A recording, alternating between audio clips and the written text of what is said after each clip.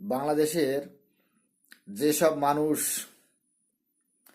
ভারতের দ্রব্য বয়কট করছেন তাদের উদ্দেশ্যে বলছি,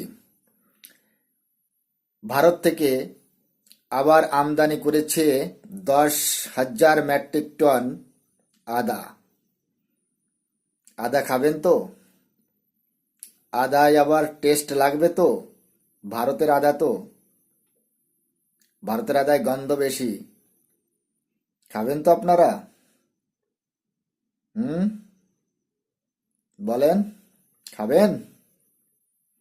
খেয়ে দেখবেন, ভারতের আদায় বিশাল টেস্ট, গরুর মাংসতে বিশাল টেস্ট হবে।